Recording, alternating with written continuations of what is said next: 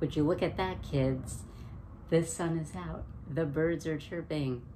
It's March 30th when I'm filming this, so it'll be April by the time this comes out, which means it's time to pick a college.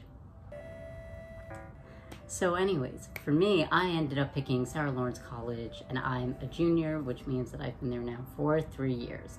Sarah Lawrence College is located in Westchester, which is right outside of the city, which actually influenced my decision. So for me specifically, I chose Sarah Lawrence College because I wanted to be somewhere close enough to the city where I can travel to it, but also be outside of the city. Right now, because of the pandemic, you're probably going to experience some form of Zoom university next year. Unfortunately, I don't know to what extent that is going to be. But if you are a first year, you get guaranteed on-campus housing, so maybe Westchester is a good fit for you. So for me, I actually visited the campus, which I would recommend you do if you can. And I absolutely fell in love with the campus, and as well as the kind of ideology or the campus vibe, if you will. First thing I'm going to talk about is my GPA, my SAT scores, and the extracurriculars I did that helped get me into Sarah Lawrence College. So for me, I had a GPA unweighted of about 88, and then weighted was in the 90s. I had a lot of childhood trauma to thanks to not getting a nice weighted GPA of 104 like some of the other people in my school. And I'm still kind of salty about it because of my perfectionism. Anyways, I also did, so I did really, really poorly on my SAT. I took it the first time and I got like a 1060 or some shit, and then I took it again and I got a 1080. Yeah, the SAT is a really inaccessible test, and it actually is a really ableist and racist exam, so I'm not holding it against myself for getting a 1080. But for those of you who did better than me, bless you. So anyways, my extracurriculars consisted of, so I didn't like theater, so I moved twice when I was in high school. So the first high school I went to, I didn't do anything because I was literally just like, I need to get hundreds on all my tests and survive my home abuse. So that's literally all I did. Then when I moved to another household, I was like, what? I have to do extracurriculars too to get into college? Oh shit. And then I decided to join theater, and then I was miserable for like 3 years. And it was fun being a gay trans man in a gay dominant organization full of white cis men who just excluded me from everything. Gotta love that. That's like basically all I did. But Sarah Lawrence specifically, like, so I also did an interview. So there's an optional interview, and I would recommend definitely doing it because in the interview, you really get to show the interviewee, the person who's interviewing you, is a current student, is a senior. And you're gonna show, so when you go to your interview, you're showing that student that you belong at the school. So for me, it was a really fun experience because me and the senior who was interviewing me got along really well. We had a lot of the same interests, and I was really able to just like have a conversation with her and really talk about my childhood trauma, honestly, and like show that I'm still a hard worker and I can do my work even though I had those things happen to me. Yeah. So I chose Sarah Lawrence College because there are no majors. There's no minors, so you basically build your own curriculum.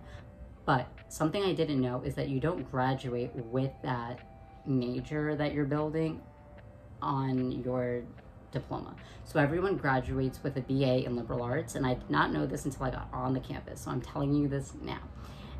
Everyone graduates with the same stuff. So literally, when you go there, I would recommend having some kind of idea of the classes that you need to take and the classes that you want to take. So for me, I knew that I wanted to be a humanities student, a filmmaker, and a poet. So I knew, okay, those are the classes I'm going to take. But there's a catch, kids.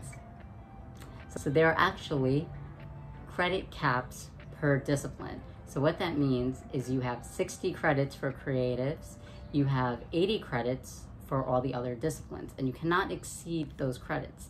So there are no gen eds, which is also why the school appealed to me, but they get you because then you have credit caps. So as a humanities student, I cannot exceed 80 credits, and that sucks, and I hate it. And as a creative student, I cannot exceed 60 credits, which is also a pain in the ass. So if you are someone who really wants to like focus on photography or focus on film, I definitely think there's a way to do that. So as someone who does consider himself a film student, I unfortunately have only taken 2 film classes, and those classes it's been the same class both times. I think that I keep pausing because it's really noisy, but I don't know how I'm gonna do this when like COVID is over and everybody goes outside again and the like streets fill up again and it's super noisy. I think I just have to get a better mic at this point because I'm just filming on my phone. So yeah. Anyways, so as someone who considers himself a film student, unfortunately, I've only taken 2 film classes. The first being light and shadow, and the second, which I'm in right now, which is color and composition. So that means I'm probably gonna graduate, only have taken 2 film classes. So there is a con. Now, the thing that I did was, both of those times, I took that class with Misael, by the way, who is chef kiss, amazing. I did an independent study with him on top of my coursework, which is a lot, but it's worth it. So the first time I did a documentary, which you can all watch on here, as you can tell, the color and cinematography of that film is quite awful, but I was being a director, I was in the film, I could not also be a cinematographer, unfortunately. This next independent study I'm doing, I'm directing, I am a screenwriter, and I might have to do some cinematography too. So we will see how that goes. On top of all my other coursework, yes. So I think there is a con because unfortunately, there is no film program. There is no,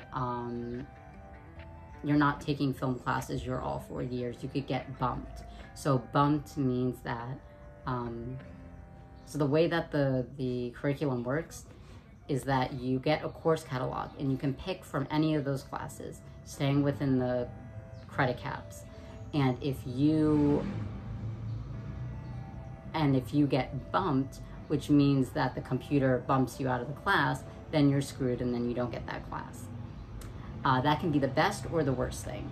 So like in the beginning of the year, I wanted to be in a film class, but I was bumped and I took a photography class. But I was able to weave together my filmmaking and photography together to create a project, which honestly is how I decided I wanted to continue with YouTube, because my whole piece was about being a fag in New York City, hence my YouTube name. Okay, and one of the plus things about Sarah Lawrence is that you do not need a portfolio. So for me, I could not apply to film school because I did not have a film portfolio. I went to school on Long Island, on the South Shore, and we did have a film class, but she just like expected us to know everything. I did not get along with the teacher, and it was mostly focused on like news reporting, and I didn't want to be a news reporter. I wanted to be a film director. So I was like, screw that. So anyways, I did not have a film portfolio to apply to some other schools like Pratt, NYU, even Purchase, which is a SUNY. I could not apply there because I did not have a film portfolio. Even when I wanted to transfer from Sarah Lawrence, due to issues that I'm going to talk about, I could not apply to film school still because I do not have a film portfolio. So anyways, I think if you are someone who is very dedicated and you know where you want to go and you're going to put in the work, I think that Sarah Lawrence would be a perfect choice for you specifically, because a lot of it is very self-driven and you have to know where you want your curriculum to go. Now I'm going to talk about hookup culture, or as it really is, fake woke social justice warriors who just abuse each other. So for me, I had a very interesting experience where I because I am someone who is very concerned with social justice and very committed to that, I immediately joined the social justice group on campus. And what I didn't realize was a bunch of those people are really just abusers who hide behind the title of social justice activist and just abuse each other. So unfortunately for me, I had some unfortunate abuse my first 2 years, and then was canceled by the whole fucking school, which was really fucking scary. And that's why I wanted to transfer very specifically. And then the no film program also kind of added to it. But that's not to scare you, because actually with the incoming first years, they have been a good bunch of people, and I haven't really been hearing about abuse or cancel culture since my year. So you're probably in good hands. Okay. Now, drinking culture, or should I say no drinking culture. So at Sarah Lawrence, there is like no party scene, no party life. We're not a party school. If you try to have a party, it's just everybody smushing themselves into this really tiny house, because we have like on-campus houses. So it's like being smushed into the house. By the time you make it to the kitchen, there's no beer, and you're just sad and surrounded by all these people that you don't know. Or you have to stand outside in the cold. So I would rate Sarah Lawrence drinking culture as a nice 2. Because there is some. I used to live in a co-op, so we don't have Greek life. We have co-ops. So co-ops are essentially places to live that have like a common goal. So I lived in Warren Green, which was the sustainability house, and we would have parties, and we would get a nice keg, and we would decorate inside, and we'd be like, yes, we're so excited to have a party and get drunk. And let me tell you, out of my 3 years at Sarah Lawrence, I have never ever been drunk. I've barely had any alcohol since I've been at that school. The most that I've had is the peach vodka that is still sitting in my room, and that is basically empty by now. But yeah, basically like campus security comes by like 11 p.m., tells everyone to go home, and the party gets shut down. There used to be something called the Blue Room, which was basically a room which is really small, and everyone would go there during Sleaze Week, which is basically like when you dress like a slut. When you dress like a slut. I don't want to sound problematic. Basically, it's when students wear like really risque outfits and like BDSM related outfits at night, and they go to the Blue Room, and you all are like pressed against each other. And I was literally pressed against my abuser, and I was like, I'm gonna fucking die, which is also why I wanted to transfer. But luckily now we have the student center donated from Barbara Walters, and now parties are held in there, but you can't really like drink and stuff because it's a public building with like bright lights, and no one wants to like dress nude there. So yeah, administration just taking the fun out of college. Okay, advice for Sarah Lawrence. So Sarah Lawrence College is a really small school, and your class sizes are going to be really small. Lectures are about 60 students in a room, and a seminar is about 20, which is very stressful if you have social anxiety like me. But I also function better in smaller settings rather than big lecture halls. So because Sarah Lawrence is a small school, not only does that mean that you could possibly have class with your abuser or their friends, but it also means that the professors are very limited. So what I'm trying to say is if you're interested in queer studies, there's literally one professor who teaches queer studies. And that professor, for example, is pretty strict. I do love her. I think she's great, but she is strict. So you don't really have much flexibility. You can't just say, oh, I don't like this professor, I'm gonna switch and take this class with another professor. It doesn't work that way. It's literally, here's your professors and here's what they're offering, and if you wanna take the class, just take it. Even though you may struggle in that class, either socially or academically, I think it's really worth it to challenge yourself and put yourself in those situations, even if the professor might be strict or boring, because you want access to that knowledge. I think the queer studies, like there's no queer studies program, it's one professor. And honestly, like go her, she's spearheading that all by herself. And I've been very fortunate enough to now have a beautiful library in my apartment of queer books. Just gives you access to more things.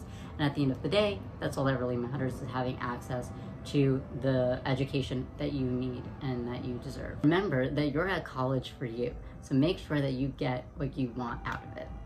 It's okay to not be happy and or to struggle.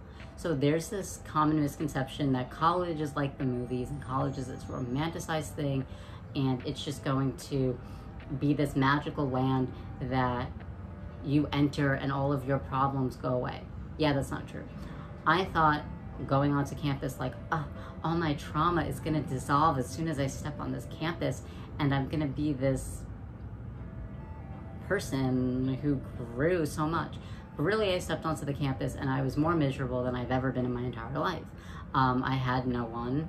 I lived in an apartment style housing, which honestly was really good. I'm really fortunate for that. It was a bit of like a 10-minute walk to get to class, but that's not really bad compared to like big campuses like UCLA or like NYU or something like that. So, but for me, I was like really miserable because my roommates were all friends and I was just the odd one out. And I also had all this like unprocessed trauma that was just like weighing on me, and I was like waiting for the day when the college would just suck the trauma out of me, but that day never happened. Eventually, I had to utilize the health and wellness service there, but honestly, they suck at Sarah Lawrence. They suck. They told me every day to meditate, and then they would just be like, well, why aren't you meditating? That's why you're miserable. I've had many mental breakdowns in the library bathrooms, and meditating did not save me. So fuck the Sarah Lawrence mental health services. So anyways, for advice, I would say when you get there, don't really have any expectations and just feel your emotions. If you're lonely, just feel that. If you need to cry in the library, have a good cry in the library. I would recommend the basement bathroom. My last point is that grades at Sarah Lawrence, but also I think in general, don't really matter. So at Sarah Lawrence, the way that grades kind of function is that you're basically going through a really dark tunnel the whole time, and you're like, what's my grade? What's my grade? What's my grade? And like nobody tells you. And then you come out the other end, and literally at the end of the semester when you're sitting at home on your computer, you open it up and that's how you see your grades. You also get something called an evaluation, which is honestly better than the grade. It's when the professor writes basically all the lovely things, not so lovely things about you, and then you can cry from just knowing that you completed a semester in your bed. At least that's what I did. So anyways, I hope that this was really helpful and informative and enjoyable to watch. Just remember that this is my experience and I don't speak for all the Sarah Lawrence students. Unfortunately, there's not a lot of material out there about the school, and that's why I'm making this video. So remember, wherever you go, it's really up to you to decide where your future is headed, what your future is going to look like. The school is not going to make or break you, but I think it will help kind of, I think it's just important to think about where can you do the work that you want to do. So my life, though, I'm not going to lie, has gotten so much better since I left the campus. So all first years, I think, might be required to live on campus, but if you're not a first year, I would definitely maybe recommend moving off campus a bit just to get some space from the school, because literally everything is so intertwined. From the, like, literally the professors' offices are like, some of them are at like the basement, and then you have like classrooms, and then you have like dorm rooms, and everything is just like, there are literally dorm rooms in the administration building, like in the administrative building where the president is, where they conduct interviews, where prospective students go. There are literally dorm rooms above there. So if you don't want your life to be so intertwined with everything, I would definitely recommend possibly moving off campus so you can have a little bit of space. And if you do choose Sarah Lawrence, good luck. I hope you have a better time than I did, or that I am having. And no, it's gonna be fine. It's fine. I just hung out with bad people, I guess. No, I just hung out with people who wanted to ruin my life. But that's not going to happen to you because you are much smarter than me and you don't have as much trauma as I do. Okay, you got this, and I hope that your college decision making goes well.